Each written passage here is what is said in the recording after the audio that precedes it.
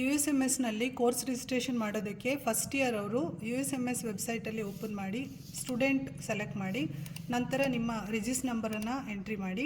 ಅದಾದ ನಂತರ ನಿಮ್ಮ ಪಾಸ್ವರ್ಡನ್ನು ಈ ರೀತಿ ಎಂಟ್ರಿ ಮಾಡಬೇಕು. ಉದಾಹರಣೆಗೆ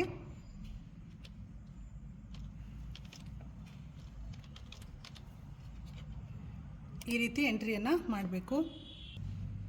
ನಂತರ ಇಲ್ಲಿರುವಂತಹ ನಂಬರನ್ನು ನೀವು ಎಂಟ್ರಿ ಮಾಡಬೇಕು. ನಂತರ ಲಾಗಿನ್ ಕೊಡಿ.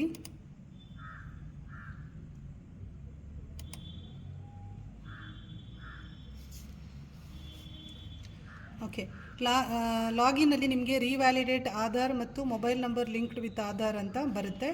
ಸೊ ರಿವ್ಯಾಲಿಡೇಟ್ ಆಧಾರ್ ಮಾಡೋದಕ್ಕೆ ನಿಮ್ಮ ಹೆಸರು ಆಧಾರಲ್ಲಿ ಯಾವ ಥರ ಇದೆ ಆ ರೀತಿ ಎಂಟ್ರಿ ಮಾಡಬೇಕು. ನಂತರ ಆಧಾರಿಗೆ ಲಿಂಕ್ ಆಗಿರುವಂಥ ಮೊಬೈಲ್ ನಂಬರನ್ನು ಎಂಟ್ರ್ ಮಾಡಿ ವ್ಯಾಲಿಡೇಟ್ ಅಂತ ಕೊಡಬೇಕು. ಅದಾದ ನಂತರ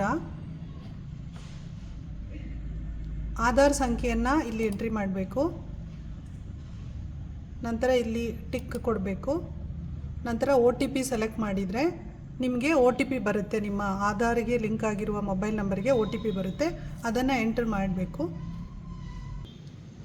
ನಂತರ ಅಕಾಡೆಮಿಕ್ಸಿಗೆ ಹೋಗಿ ಕೋರ್ಸ್ ರಿಜಿಸ್ಟ್ರೇಷನ್ ಆಪ್ಷನನ್ನು ಸೆಲೆಕ್ಟ್ ಮಾಡಬೇಕು. ಅಲ್ಲಿ ಸ್ಕೀಮ್ ಯಾವುದು ಅಂತ ಕೇಳುತ್ತೆ.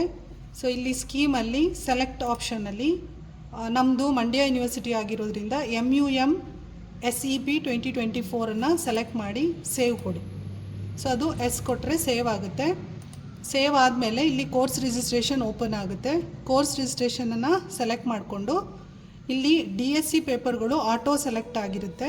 ಇದು ಫಸ್ಟ್ BAದು ಕೋರ್ಸ್ ರಿಜಿಸ್ಟ್ರೇಷನ್ ಆಗಿರೋದ್ರಿಂದ ಇಲ್ಲಿ ಕಲಾ ಕಾವೇರಿ, ವಿಸ್ಪರ್ಸ್ ಆಫ್ ವಿಸ್ಡಮ್ ಇದೆ ಮತ್ತು history of ancient, principles of micro economics, introduction to political science ಮತ್ತು ಇವರಿಗೆ ಕೊಟ್ಟಿರುವಂಥ ಎಲೆಕ್ಟಿವ್ ಎನ್ವೈರನ್ಮೆಂಟಲ್ ಸ್ಟಡೀಸು. ಸೊ ಅವಷ್ಟನ್ನು ಈ ಬಟನನ್ನು ಸೆಲೆಕ್ಟ್ ಮಾಡ್ಕೊಳ್ಬೇಕು. ಸೊ 3 ಬಟನ್ ಸೆಲೆಕ್ಷನ್ಗೆ ಬರುತ್ತೆ. ಟೋಟಲ್ ಇಲ್ಲಿ 23 ಕ್ರೆಡಿಟ್ಸ್ ಏನಿದೆ ಅದನ್ನು ನಾವು ಸಬ್ಮಿಟ್ ಕೊಟ್ಟರೆ ಕೋರ್ಸ್ ರಿಜಿಸ್ಟ್ರೇಷನ್ನು ಕಂಪ್ಲೀಟ್ ಆಗುತ್ತೆ ಮತ್ತು ಇದು ಕಾಲೇಜ್ USMS ಅಡ್ಮಿನ್ ಪ್ರಿನ್ಸಿಪಲ್ ಲಾಗಿನ್ಗೆ ಅಪ್ರೂವಲ್ಗೆ ಹೋಗಿರುತ್ತೆ. ಸೊ ನಿಮ್ಮ ಕಡೆಯಿಂದ ಕೋರ್ಸ್ ರಿಜಿಸ್ಟ್ರೇಷನ್ ಪ್ರೋಸೆಸ್ ಇಲ್ಲಿಗೆ ಕಂಪ್ಲೀಟ್ ಆಗುತ್ತೆ.